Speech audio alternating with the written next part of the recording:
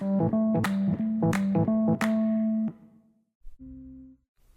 guys, welcome back to Brain Dump. I'm Kai. It's Sunday, November 26th, and I'm 20 years old. That's crazy. Anyway, yeah, I spent my 20th birthday in the Bahamas, and it was a really good trip. I got sick on my birthday, which sucked.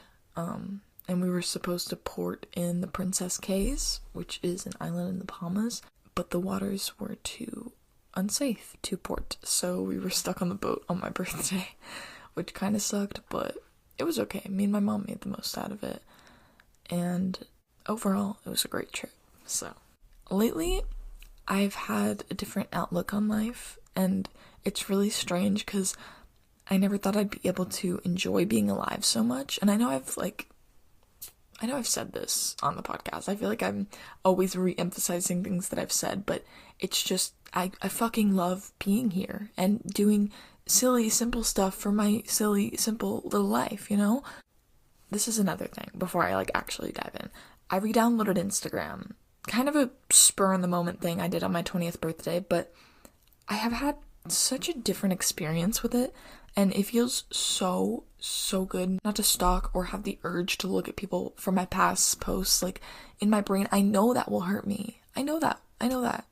And I feel like in my brain I've always known that, but in the past I didn't have enough self-control, and I would always just go back to those toxic habits. There was a point where I did not have enough willpower to do that for myself. Okay, Instagram is not nearly as fun as I remember it at all. The main reason I re-downloaded it was because when I was on the cruise, I couldn't respond to any birthday texts that people were sending me, because for some reason, each text when you're in the middle of the ocean is $2, which is so great. My mom got a whopping AT&T bill this month. So sorry. So originally it was just so I could respond to those, but I love the photo diary aspect of Instagram. That's one of the only things I really enjoy about it. So I posted some photos from my trip, and I have the app downloaded, but I don't know, I guess not having it for 6 months has proven to me how much I really don't need it, and I know I can survive without it. I put a screen limit of 30 minutes on Instagram a day because, even though I have no desire to, genuinely, I just don't spend that much time on my phone to be able to look at Instagram for that long. I don't want to get sucked back into those bad habits, and spending hours and hours on the app is how I spiral. I feel like I'm finally able to use this in moderation, and this is such a quick shift because I feel like just a few weeks ago I was thinking about, oh my gosh, I would never be able to use Instagram in moderation. It's just something I don't think I could do, but I just didn't have any faith in myself. And I think, re-downloading it to just respond to a few of my friends just proved to me that I'm able to control myself and not do shitty things for my brain knowingly. I know that's gonna fuck me up, and so that's why I haven't been doing it, and it feels really good. Okay, so before I dive into the topic, just as a reminder, I am not a licensed medical professional, I'm just a psychology student that thinks this shit is interesting as fuck, so, keep that in mind. So, life is way too fucking short. Oh my god, shut up. Literally shut up, Kai. You say this every day. I know, YOLO, that's my life motto. So I read this book called The Art of Solitude by Stephen Batchelor. I think I talked about this in my last episode. I really don't know. I have a vivid memory of already talking about this. But whatever, I don't know. I've been getting into philosophy lately, and this book was so fascinating to me because it delved into why being alone is so vital. So I have gathered some quotes from the book that I really resonated with, and just some things that I agree, retweet. Isn't Twitter, not a thing anymore? Didn't Elon Musk get rid of it or something? That's crazy. Anyway, I never even used Twitter in the first place, but that just made me think of it. Okay, anyway, so, first quote. Sometimes I would try as hard as I could to bring my thinking to a stop. My constant failure to do this troubled me. I was powerless in the face of implacable flood of thoughts pouring forth. Or I would pick my way back through the walking day in a quest to find moments when I was free of worries. When I thought of myself as happy, I was aware of a pale shadow of anxiety hovering nearby. Something could always go wrong. Also, I'm losing my voice, and I'm so sorry. This is just not sounding good. So, I feel like there was a time in my life where I was constantly on the edge of my seat, and I've definitely talked about this, just, anxiety, waiting for something bad to happen, and I couldn't even enjoy living in the present moment without worrying that something terribly wrong was going to happen. And my mind would be so filled with these thoughts that, as a kid, I thought my fucking brain was going to explode. It felt so full, and spending time alone has definitely helped with this, and most of that anxiety has subsided because I've grown to actually enjoy being with me because I like myself, and I used to not like myself. Life is full of shitty things happening, but it's all about how you bounce back. So the next quote is, of course we should have wives, children, possessions, and above all, health, but not to become attached to them in such a way that our happiness depends on them. Let things be ours, but not so glued and joined to us that we cannot detach ourselves without ripping off our own skin in the process. The greatest thing in the world is to know how to be yourself.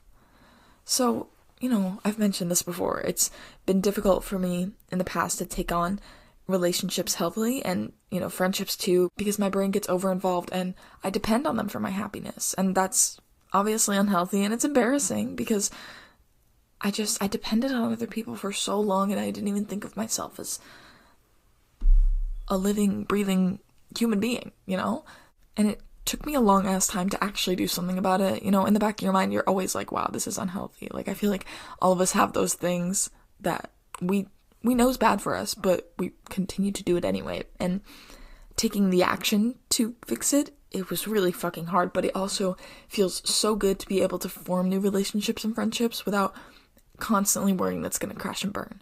And there was also a time where I couldn't detach myself from other people without ripping off my own skin in the process, I was so connected and reliant on people that I wasn't even a real person myself, just a figment of what I thought people wanted me to be.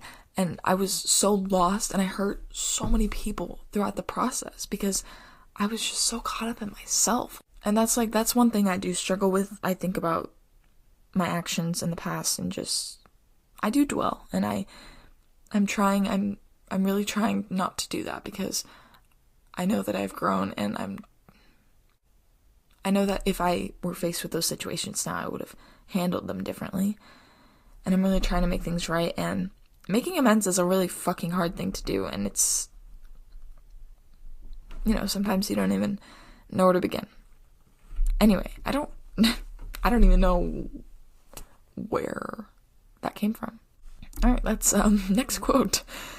Retreat into yourself, but first of all, make yourself ready to receive yourself there. If you do not know how to govern yourself, it would be madness to entrust yourself to yourself. There are ways of failing in solitude, as in society. When I dance, I dance. When I sleep, I sleep. When I'm walking alone in a beautiful orchard, at times my thoughts are occupied by what's happening elsewhere. At other times I bring them back to the walk, to the orchard, to the sweetness of that solitude, and to myself. So, learning how to be mindfully selfish has been something that was really hard to come to terms with because you don't want to make everything about you, I've said that. That's just not the way the world works because you're not that special. And at the same time, prioritizing yourself is a totally different thing. Taking myself on little dates and, going on walks at the park by myself and reading on some random bench and just little things like that have made me actually enjoy spending time with me and learning to become my friend. There was a point where I didn't respect myself enough and I thought I didn't deserve anyone, but if anything, I do deserve myself. Being able to exist without a million things going on in my head has been hard, and I do still struggle with this 99% of the time, but it's so nice when I'm finally just taking a walk and all I'm thinking about is this present moment and absolutely nothing else. It's so nice because I feel like my entire life it's just been so loud in my brain and it's really hard to get my mind to focus on one thing. Alright, this is the next quote. Without noticing how or when, I find myself in an altered state of mind. My awareness is subtly but acutely heightened, ecstatic. I no longer have to concentrate. It happens by itself. Distraction is not an option. All random thoughts have ceased. This is the perfect description of how I've been feeling lately. Obviously, I'm not perfect and I still get distracted, but something has shifted in my brain that I feel so fucking lucky to be alive. Like, we are all alive right now at the same time. I know I sound crazy, but do you understand how crazy that is? We could be anywhere and anything in the universe right now, but we are all here experiencing life at the same exact time. Thinking about that lately is why you have to be kind to everyone. We're all trying our damn best, you know? And making amends isn't the worst thing in the world, and it can be rough and it can be scary, but it's important to say what you have to say if you were stopped from saying it in the past. Another huge part that has helped with this is definitely meditation, and this book does talk about meditation, and it gave me pointers which I've been trying to use every day. It brings you back to yourself if your mind feels disconnected. I notice how energized and focused I feel after I do it, and I love it so much. Alright, this is the last quote. Chronic dissatisfaction further drives the restlessness. Nothing that we know and enjoy feels satisfying. We hanker after future things of which we know nothing. It is not that what is present is unable to gratify us, but we grasp in a sick and uncontrolled way. I feel like I've had to retrain myself to find the good in everything again. After I got out of the psych ward, oh my god, Kai, shut the fuck up about the psych ward. Whatever. There was so much good that I was missing while I was in there that I never wanted to take anything for granted again. Obviously, some of that fades, but I'm really proud of myself for holding on to that and still feeling present enough to find the good in my life. Normally, when I would be really doing good in the past, I would grasp onto it in an unhealthy way, and that always led to me spiraling. At that point in my life, I never thought that it would last. I needed to take hold of it before it went away. And I know now that good things are always coming. Life is full of good things. You have to be looking out for them. This book taught me a lot, and it really made me reflect on how short life is, and I want to do good in the world and make amends with people and not have as much hate in my life, because why was I so consumed by that for so long? I want to make my life worthwhile, and I want to do the right thing. I really do. And becoming older has made me realize how often people come and go, and it's sad. It really is, but it's life, and I'm trying my best to cope with that. We, as human beings, have the ability to carry our problems, and it's the way we choose to handle it that affects our well-being. And there's so much in life that's being offered every single day, and I feel so lucky to have those problems and be alive to experience those problems. Now, I know the whole premise of this episode was discussing being alone, but that doesn't mean that having people isn't good, because people are so, so good, and I think it's very important to surround yourself with good human beings that love you. Finding a person that accepts me and makes me feel seen and heard and appreciated is the most rewarding thing, because I feel like I'm at a point where I'm not letting those things take over my life. It's just an addition to my life that can be really, really great. So, yeah. Moral of the story, YOLO. Like, do whatever the fuck you want, you know? Tomorrow is not promised. Like, I'm just saying, I'm being real, tomorrow is not promised. If you died tomorrow, what? Would you have any regrets? Do whatever the fuck you want, you know? Anyway, yeah, let me get into my top 5 songs of the week. Obviously, once again, no particular order. Strangers by Dayglow, Maple Syrup by the Backseat Lovers, Knock Me Off My Feet by Soak, Is It Over Now by Taylor Swift. Oh my gosh, I don't remember what I ranked that one when I ranked the vault tracks for 1989, but it's definitely my number 1 now. I don't know why it took me so long to actually love it, but it is so fucking good. Just every part of it. I can't stop listening to it. Anyway, and then Give Up Baby Go by Peach Pit. Great songs. Love them so much. That's about it. Thanks for listening. Hope you guys have a great rest of your week. Remember, you're loved, you're valued, and you're appreciated, and YOLO, you know? You only live once. I'm so millennial girl boss lately. Whatever. Okay, bye!